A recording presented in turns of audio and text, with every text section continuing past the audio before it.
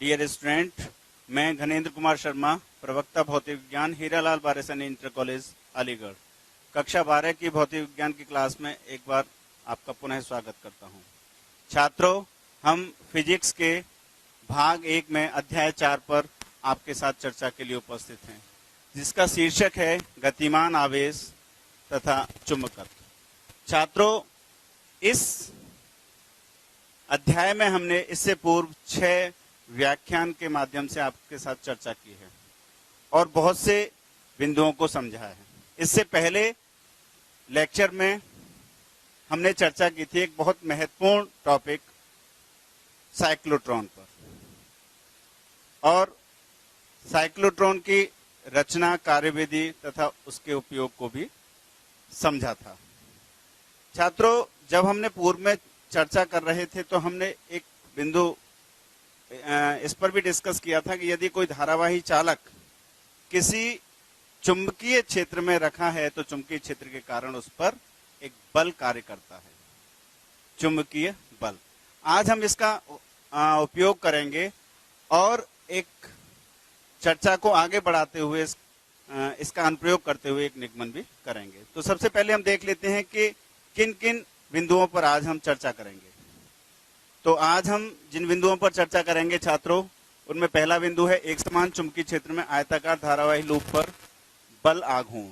दूसरा है धारावाही लूप का चुंबकीय द्विध्रुव के रूप में और वलयुग्म के आघूर्ण पर आधारित आंकिक प्रश्न। तो छात्रों, लेट्स स्टार्ट द डिस्कशन।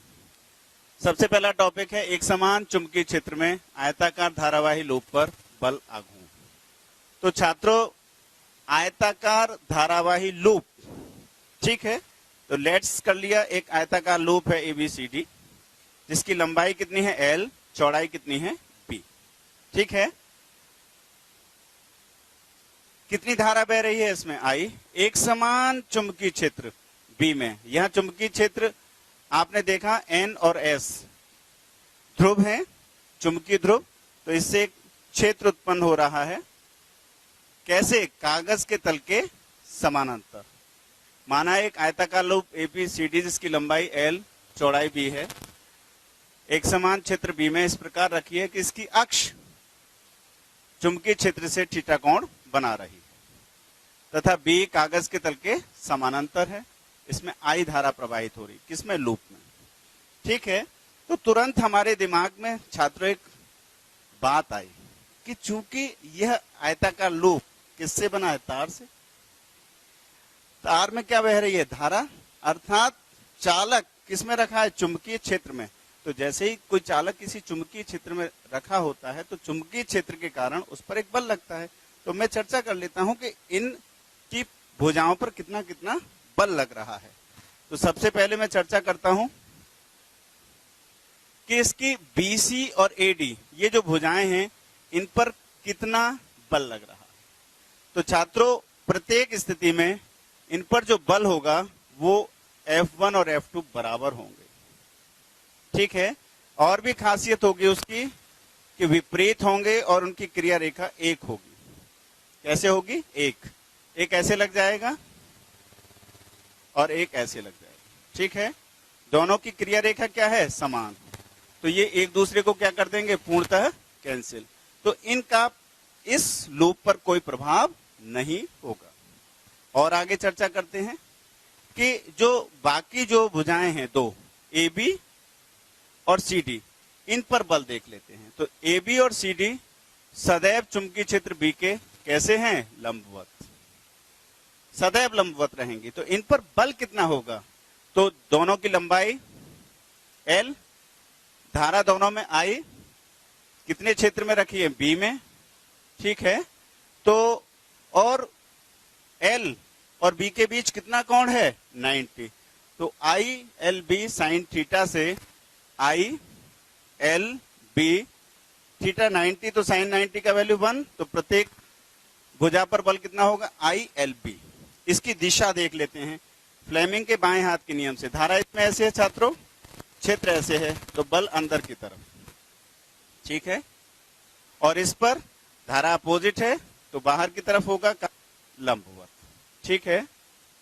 अब यहां देख रहे हैं कि दोनों की क्रिया रेखा अलग अलग हो गई, बल बराबर हैं, दिशा में विपरीत हैं, लेकिन क्रिया रेखाएं,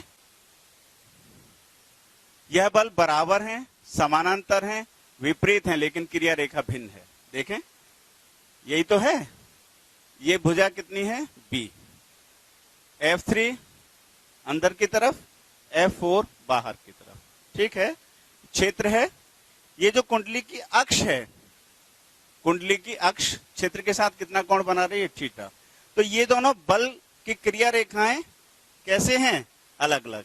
तो ये दोनों बल क्या बनाएंगे? एक बलयुग्म बनाएंगे, क्योंकि एक प्रॉपर्टी होती है कि दो बल बराबर हैं, दिशा में विपरीत हैं, समानांतर हैं, क्रिया रेखा अलग अलग है, तो वो क्या बनाते हैं? बलयुग्म, जो जिसे विक्षेपक बलयुग्म कहते हैं। ये इसे घुमाने का प्रयास करेगा, ठीक है। अब घुमाने का प्रयास करेगा तो जो बलयुग्म होगा उसका आघूर्ण कितना होगा? तो बलयुग्म का आघूर्ण कितना हो गया छात्रों? तो दैट इज कोई सा एक बल, या तो F3 ले लें या F4, दोनों बराबर हैं, और बल की क्रिया रेखाओं के बीच की लंबवत दूरी। तो मैं बात कर लेता हूं बल की क्रिया रेखाओं के बीच की लंबवत दूरी पर। तो देखो छात्रों, अगर इसकी क्रिया रेखा ये है, इसकी क्रिया रेखा ये है, तो यही तो लंबवत दूरी हुई, ये कैलकुलेट करनी है छात्रों। ये कोण थीटा है, तो ये कोण कितना होगा? थीटा। अगर ये थीटा है, ये बी है, तो ये हो गया बी साइन थीटा। यहां छात्रों ये बात ध्यान रखनी है कि लूप पर नेट बल 0 है, क्योंकि F1 और F2 दोनों एक दूसरे के बराबर थे, और F3 F4 भी एक दूसरे के बराबर है, दिशा में विपरीत हैं, इसलिए नेट बल कितना है? 0। लेकिन F3 और F4 ने क्या किया? एक बलाघूर्ण उत्पन्न कर दिया, और उस बलाघूर्ण का जो परिमाण होगा वो छात्रों कितना होगा? टॉ बराबर कोई सा बल ILB into B sine theta, लंबवत दूरी क्रिया रेखाओं के बीच की बी साइन थीटा। तो यहां से ये बन गया ILB into B sine theta. ये जो LB है छात्रों, ये क्या है? A, लूप का क्षेत्रफल हो गया, लूप का क्षेत्रफल, ठीक है छात्रों, लूप का क्षेत्रफल। तो मैं इसको लिख सकता हूं टॉ बराबर IAB साइन थीटा, ठीक है। तो अगर कोई धारावाही लूप किसी चुंबकीय क्षेत्र में लटका है, तो उस पर एक बल आघूर्ण कार्य करता है, जो कितना होता है? टॉ बराबर IAB साइन थीटा। अगर छात्रों इस लूप के स्थान पर n फेरों वाली कुंडली चुंबकीय क्षेत्र में रखी होती, तो n फेरे वाली कुंडली चुंबकीय क्षेत्र में रखी है, तो उस पर बल आघूर्ण कितना हो जाएगा? तो n गुना हो जाएगा, तो दैट इज टॉ बराबर NIAB साइन थीटा। अब और आगे चर्चा करते हैं कि छात्रों अगर जो धारावाही लूप है या कुंडली है, ये त्रिज्य चुंबकीय क्षेत्र में रखी है, त्रिज्य का मतलब है थीटा 90। अगर थीटा 90 हो गया तो साइन 90 का वैल्यू कितना हो जाएगा? 1। तो टॉ बराबर कितना आ जाएगा? NIAB sign 90। साइन 90 1 हो गया तो कितना हो जाएगा छात्रों? NIAB। तो अगर कोई धारावाही लूप या कुंडली त्रिज्य चुंबकीय क्षेत्र में है, तो उस पर जो बलाघूर्ण होता है दैट इज NIAB। छात्रों इसका निगमन एग्जाम में पूछा जाता है। थोड़ा सा और हम इसको विस्तृत चर्चा की ओर ले जाते हैं, यहां तक भी एग्जाम में इसका निगमन छात्रों पूछा जाता है। और आगे हम चर्चा को ले जाएं, हमने बात की चुंबकीय द्विध्रुव की। छात्रों ये होता क्या है? चुंबकीय द्विध्रुव छात्रों एक ऐसा समायोजन है जिसे चुंबकीय क्षेत्र में रखने पर उस पर एक बलयुग्म आघूर्ण कार्य करता है, जो उसे घुमाने का प्रयास करता है।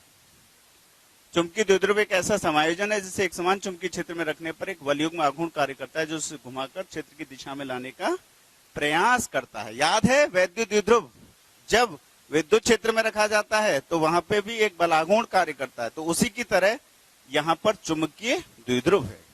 चुंबकीय द्विध्रुव के एग्जाम्पल हैं दंड चुंबक और धारावाही लूप। मतलब धारावाही लूप भी चुंबकीय द्विध्रुव की तरह कार्य करता है, इसको हम आगे एक्सप्लेन करेंगे। चुंबकीय द्विध्रुव या दंड चुंबक को जब हम एक समान चुंबकीय क्षेत्र में रखें, तो हम ये जानना चाहें कि उस पर बलाघूर्ण कितना होगा, क्योंकि चुंबकीय द्विध्रुव को क्षेत्र में रखने पर क्या लग रहा है? बलाघूर्ण। चुंबकीय द्विध्रुव या हम बात करें दंड चुंबक की, वो अनेक, ये बात कर रहे हैं हम यहाँ, तो अनेक धारावाही लूपों से मिलकर बनी है। देख लेते हैं, देखें, बहुत से लूपों से। मान लीजिए लूपों की संख्या कितनी है? n। इसका मतलब इस पर कितना बलाघूर्ण, अगर इसे चुंबकीय क्षेत्र में रखेंगे तो कितना बलाघूर्ण कार्य करेगा? NIAB sin theta. अच्छा, आपको याद आ रहा है, अगर हम वैद्युत द्विध्रुव को विद्युत क्षेत्र में रखते थे तो उस पर एक बलाघूर्ण कार्य करता था, दैट इज टॉ बराबर PE sin थीटा। तो उसी से अगर मैं यहाँ कंपैरिजन करके लिखूं तो मैं लिख सकता हूं इसे टॉ बराबर MB sin थीटा। B क्या है? चुंबकीय क्षेत्र की तीव्रता, थीटा वही अक्ष के साथ कोण हो गया। ये M क्या है? तो यहां पर ये P क्या था? वैद्युत द्विध्रुव आघूर्ण, तो यहां पर इसे चुंबकीय द्विध्रुव आघूर्ण कहेंगे। और किसकी जगह रिप्लेस किया आपने? NIA की जगह, तो M बराबर NIA। कितना हो गया? इसका मतलब चुंबकीय द्विध्रुव आघूर्ण कितना होता है? NIA। N फेरों की संख्या, I धारा और A लूप का क्षेत्रफल। इसका वेक्टर रूप देख लेते हैं। तो वेक्टर टॉ इज इक्वल, छात्रों, vector M cross vector B। और चर्चा को थोड़ा आगे बढ़ाते हैं छात्रों, और हम बात करते हैं अब धारावाही लूप चुंबकीय द्विध्रुव के रूप में। एक धारावाही लूप जो है वो चुंबकीय द्विध्रुव की तरह कार्य करता है। इसको जरा एक्सप्लेन करते हैं। धारावाही एक लूप है जिसकी त्रिज्या कितनी है? Small r। इसके केंद्र x दूरी पर एक बिंदु है P। इसमें I धारा बह रही थी, तो इसके कारण बिंदु P पर कितना चुंबकीय क्षेत्र उत्पन्न हुआ? तो छात्रों, हमने पहले लेक्चर में इसे समझा था। V बराबर mu naught I R square upon 2 R square plus x square की पावर 3/2। इसकी दिशा क्या थी? एक्सिस के अलोंग, अक्ष के अनुदिश। ठीक है। अगर ये छात्रों बिंदु बहुत दूर है, बिंदु बहुत दूर है, यदि बिंदु लूप के केंद्र से बहुत दूर है, x is much greater than r, तो एक्स स्क्वायर R स्क्वायर से बहुत बड़ा हो जाएगा। कैसा हो जाएगा? बड़ा। अब एक्स स्क्वायर R स्क्वायर से बहुत बड़ा है, तो हम R square plus x square जो है, इसकी जगह लगभग कितना लिख सकते हैं? X square. मतलब छोटे टर्म को जोड़ने अथवा घटाने में छोड़ा जा सकता है। तो जहां R square plus x square है, उसकी जगह मैंने एक्स स्क्वायर रखा, तो वैल्यू कितनी आ गई छात्रों? V बराबर mu naught I R square upon 2 R square plus x square की जगह एक्स स्क्वायर की पावर 3/2, तो कितना रह गया? x की पावर 3। तो ये आगे mu naught I R square upon 2x cube. ऊपर नीचे अगर मैं पाई का गुणा कर दूं तो पाई ये आ गया, तो ये आ गया mu naught I pi R square 2 pi x cube. ये जो पाई आर स्क्वायर है, ये क्या है? इस लूप का क्षेत्रफल। तो ये पूरी संख्या बन गई I into A, that is I into pi R square. मैं इसे क्या लिख सकता हूं छात्रों? M, चुंबकीय द्विध्रुव आघूर्ण। इसका मतलब IA, इसको मैं M, इसको किससे रिप्लेस कर दे? M से, IA को। तो ये आ गया छात्रों B बराबर म्यू नॉट अपॉन 2 पाई M अपॉन एक्स क्यूब। वहां M क्या है? IA लूप का चुंबकीय द्विध्रुव आघूर्ण। 2 का ऊपर नीचे गुणा कर दें तो म्यू नॉट अपॉन 4 पाई 2M अपॉन एक्स क्यूब। ठीक है। अगर छात्रों में कुछ चीज यहां रिप्लेस करूं, इसका मतलब ये रहा कि चुंबकीय द्विध्रुव, ये धारावाही लूप के कारण अक्ष के किसी बिंदु पर कितना क्षेत्र उत्पन्न हुआ? चुंबकीय क्षेत्र म्यू नॉट अपॉन 4 पाई 2M अपॉन एक्स क्यूब। मैं रिप्लेस कर रहा हूं छात्रों कुछ चीजों को।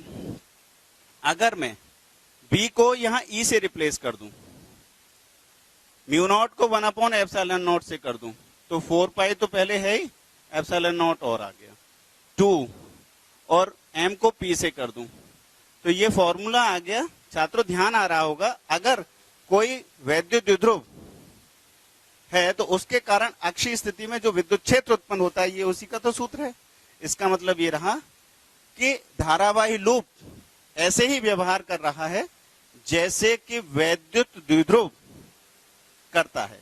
अर्थात धारावाही लूप किसकी तरह व्यवहार कर रहा है? चुंबकीय द्विध्रुव की तरह। और आगे चर्चा करते हैं, उल्टा देख लेते हैं छात्रों कि अगर अक्षीय स्थिति में विद्युत द्विध्रुव के कारण कितना क्षेत्र होता है? E बराबर 1/4πε0 2p/x3। तो निरक्षीय स्थिति में कितना होता है? E बराबर 1/4πε0 p/x3। अगर यहाँ उल्टा रिप्लेस करें तो E को B से, तो B बराबर μ0/4πm/x3। तो ये आ गया। इसका मतलब ये क्या है? लूप के तल पर स्थित किसी बिंदु पर चुंबकीय क्षेत्र की तीव्रता, मतलब लूप ने अपने तल पर स्थित किसी बिंदु पर कितना क्षेत्र उत्पन्न किया? μ0/4πm/x3। इसका मतलब वैद्युत द्विध्रुव जैसे व्यवहार करता है, धारावाही लूप भी वैसे ही व्यवहार कर रहा है। वैसे ही चुंबकीय, जैसे वो विद्युत क्षेत्र उत्पन्न करता है उसका व्यवहार होता है, ऐसे ही ये चुंबकीय क्षेत्र उत्पन्न करता है और इसका व्यवहार है। अर्थात जो धारावाही लूप है एक चुंबकीय द्विध्रुव की तरह कार्य करता है। छात्रों ये बहुत इंपॉर्टेंट है, एग्जाम में पूछा जाता है। ठीक है, आप इसको थोड़ा समझ के इस पर विचार करेंगे और चर्चा को और अच्छा करेंगे।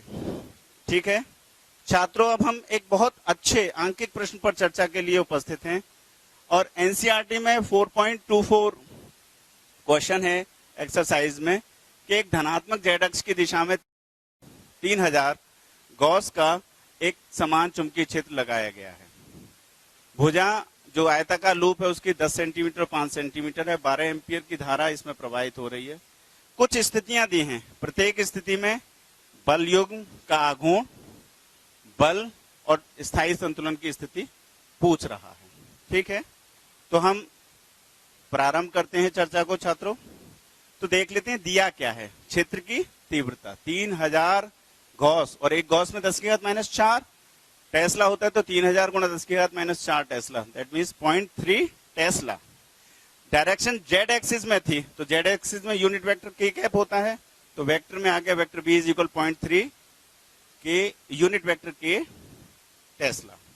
क्षेत्रफल देख लेते हैं छात्रों, तो लंबाई गुणा चौड़ाई 10 गुणा 5 50 सेंटीमीटर स्क्वायर। सेंटीमीटर स्क्वायर को मीटर स्क्वायर में लाए तो 10⁻⁴, तो 5 गुणा 10⁻³ मीटर स्क्वायर।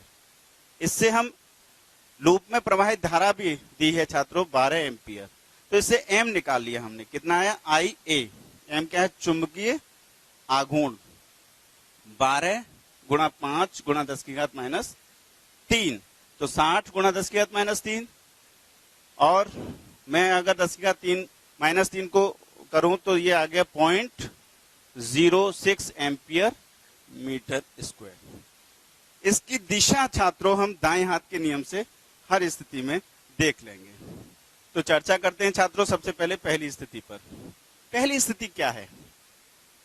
ठीक है, YZ तल में एक लूप है, धारा इसमें ऐसे बह रही है, तो दाएं हाथ का नियम क्या कहता है कि उंगलियां धारा की दिशा, तो अंगूठा M की दिशा को। ठीक है, तो देखें ऐसे, इसका मतलब ये इधर कौन सा है? X axis. एक्स एक्सिस में यूनिट वेक्टर आई कैप, तो वेक्टर एम कितना हो गया? 0.06 I cap ampere metre square. Tau देख लेते हैं, तो बलाघूर्ण बराबर vector M cross vector B, vector tau is equal vector M cross vector B. Value put कर देते हैं छात्रों, तो 0.06 आई कैप। ठीक है, और ये है 0.3 के कैप। छात्रों मैंने ये दिखाया है आपको IJ अगर हम एंटी क्लॉकवाइज चलते हैं तो IJ से क्या मिलता है? प्लस के, JK से प्लस I, KI से प्लस J। लेकिन क्लॉकवाइज चलेंगे तो IK से माइनस J, KJ से माइनस I। ठीक है, तो यहां पर IK ऐसे कैसे चले क्लॉकवाइज, तो कैसा है? माइनस, तो इन दोनों का गुणा करें तो ये हो गया 0.018 I क्रॉस के कितना हो गया? -J। इसका मतलब परिमाण तो ये हो गया, और -J कैप का मतलब क्या है कि डायरेक्शन किधर है? -Y एक्सिस की ओर। ठीक है, नेट बल तो आपको पता ही है कि लूप में कितना लगता है छात्रों? 0। अब आगे चर्चा करते हैं दूसरी स्थिति पर। यह भी ऐसी स्थिति है, YZ में ही है, धारा ऐसे बह रही है, तो क्षेत्र M का डायरेक्शन क्या आ गया छात्रों? वही एक्स एक्सिस की तरफ, तो 0.06 आई कैप। ठीक है, सिमिलर हो गया। तो मैं इस पर ज्यादा आगे चर्चा ना करते हुए vector tau is equal vector M cross vector B value put कर दीजिए। तो वहां यहां पे भी वही 0.018 बनेगा, 0.018, और आई क्रॉस के, आई कैप क्रॉस के cap, that is minus J cap. तो सिमिलर हो गया, उतना ही परिमाण है, वही दिशा है, नेट बल 0। अब हम बात करते हैं नेक्स्ट केस की छात्रों। इसमें क्या दिया है, इसमें देखें, इसमें ZX में, तो ZX में है तो देखें ऐसे करके ना, तो M का डायरेक्शन ये आ जाएगा -y, तो माइनस जे कैप लगा दिया मैंने। ठीक है, तो वेक्टर टॉ कितना हुआ, vector tau is equal vector M cross vector B. और आगे ध्यान दें, वैल्यू पुट कर दें, तो यहां जे यूनिट वेक्टर जे क्रॉस यूनिट वेक्टर के, तो जे क्रॉस के क्या होता है, प्लस का जे क्रॉस के प्लस आई कैप, तो ये हो गया 0.018। अच्छा, माइनस यहां से आ गया तो माइनस आई कैप। तो परिमाण और दिशा क्या हो गई, एक्स एक्सिस की ओर। कैसे एक्सिस की ओर, माइनस एक्स एक्सिस की ओर। नेट बल F बराबर 0, परिमाण और दिशा माइनस एक्स अक्ष की ओर। एक और बहुत अच्छा टर्म है, वो है इसमें कि अब यहां पर ये जो तल है ये y एक्सिस से कुछ झुका हुआ है। ZY जो तल है उससे 30 डिग्री झुका हुआ है। तो देखो 30 डिग्री अगर झुक गया तो ये जो ऐसे ही तो करंट फ्लो हो रहा है, तो ये डायरेक्शन M की होगी। जो M की डायरेक्शन होगी वो कुछ इस तरह से होगी। एक्स एक्सिस से कितना कोण बनाएगा, 30 डिग्री। अच्छा, इधर यूनिट वेक्टर कितना होता है, आई कैप, इधर कितना होता है, माइनस जे कैप। तो इधर यूनिट वेक्टर कितना होगा, तो इधर हो जाएगा छात्रों √3 आई कैप बाई 2 बाई कॉस 30 लग जाएगा, और इधर हो जाएगा -1/2 जे। ठीक है, तो इससे m वेक्टर कितना हो जाएगा, तो जो 0.06 था तो 2 से डिवाइड हो जाएगा, तो 0.03 √3 आई कैप माइनस जे कैप। वैल्यू पुट कर देते हैं छात्रों, तो ये आ गया। अब इसमें मल्टीप्लाई करेंगे छात्रों, तो देखिए इसका इससे होगा तो 0.009। अच्छा, I unit vector I cross unit vector के आई के, तो क्या आएगा, माइनस का जे। तो देखो इससे ये आ गया टर्म, और माइनस तो ये आ गया, जे क्रॉस के कितना हो जाएगा, आई, तो ये आ गया माइनस आई कैप। ठीक है, नेट बल इस पे भी कितना होगा, 0। अगर इसका परिमाण निकालना हो छात्रों, तो टॉ का जो परिमाण होगा वो हो जाएगा छात्रों 0.009। ठीक है, √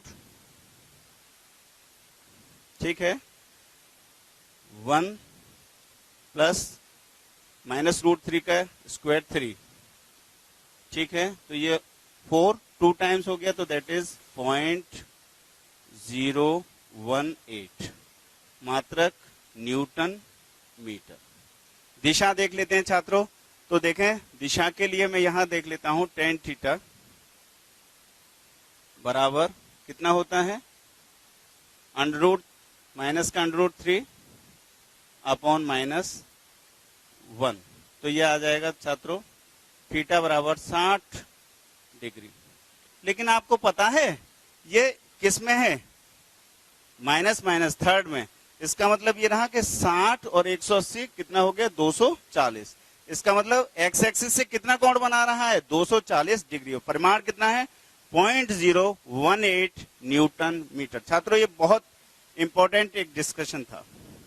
और आगे चलते हैं, बात करते हैं, अगर इस तरह का केस है, इसमें क्या है, एक्स वाई तल में धारा ऐसे बह रही है, तो एम का डायरेक्शन ऊपर की तरफ आ गया। ठीक है, इधर के कैप, इधर के कैप होता है। ठीक है, कैलकुलेट कर लेते हैं। Vector M cross vector B, छात्रों यहाँ के कैप क्रॉस के क्रैप कितना होता है? 0। इसका मतलब टॉ कितना हो गया? 0। नेट बल तो 0 है ही। अच्छा छात्रों, आपको पता है कि एम और बी अगर एक ही डायरेक्शन में हो तो संतुलन कैसा होगा? स्थायी। कैसा होगा? तो ये स्थायी संतुलन है। कैसा है? स्थायी। आगे चर्चा करते हैं। ये है, इसमें भी वही केस है, लेकिन धारा ऐसे है माइनस जेड एक्सिस में, तो माइनस के कैप, लेकिन बनेगा तो फिर वही वैल्यू पुट करेंगे, तो यूनिट वेक्टर के क्रॉस यूनिट वेक्टर के, दैट इज 0। तो फिर वही बलाघूट 0 और नेट बल भी 0। तो छात्रों, ये बहुत अच्छी तरह से आपको आंकिक प्रश्न समझ में आया होगा। बहुत अच्छी तरह से इसको ड्राफ्ट किया है, एनसीईआरटी में बहुत अच्छा है, और मैंने भी इसको बहुत अच्छी तरह से समझाने का प्रयास किया है। छात्रों, आज हमने जो चर्चा की तो हम लोगों ने क्या समझा? हमने सीखा कि अगर कोई आयताकार धारावाही लूप किसी चुंबकीय क्षेत्र में रखा है तो उस पर एक बलाघूर्ण कार्य करता है, जिसका मान IAB sin थीटा होता है। तथा हमने ये भी जाना कि अगर n फेरे हैं तो उसका मान कितना होगा। हमने इस बात को पे भी चर्चा की कि जो एक धारावाही लूप होता है वह चुंबकीय द्विध्रुव की तरह व्यवहार करता है। जैसे चुंबक का व्यवहार होता है, ऐसे ही धारावाही लूप का व्यवहार होता है, चुंबकीय द्विध्रुव की तरह कार्य करता है। साथ में हमने वलयुग्म पर आधारित एक बहुत महत्वपूर्ण आंकिक प्रश्न पर भी आपके साथ चर्चा की। छात्रों, मैं समझता हूं ये सारी चीजें आपको बहुत अच्छी तरह से समझ में आई होंगी। इससे संबंधित छात्रों कुछ मैंने होमवर्क आपको दिया है जो आपके सामने है। इसको आप समझ के, आज जो मैंने पढ़ाया उसी से संबंधित है, तो इसको समझ के करने का प्रयास करेंगे और बहुत आसानी से चीजें आपको समझ में आएंगी। ये होमवर्क भी आपका बहुत अच्छी तरह से हो जाएगा। छात्रों, हम अगले लेक्चर में एक बहुत महत्वपूर्ण बिंदु पर चर्चा करने वाले हैं, दैट इज धारा मापी। तो छात्रों, आप लोग उसको घर से पढ़ के आएंगे, जिससे कि चीजें बहुत आसानी से समझ में आएंगी। आज के टॉपिक बहुत अच्छी तरह से समझ में आए होंगे। Thank you.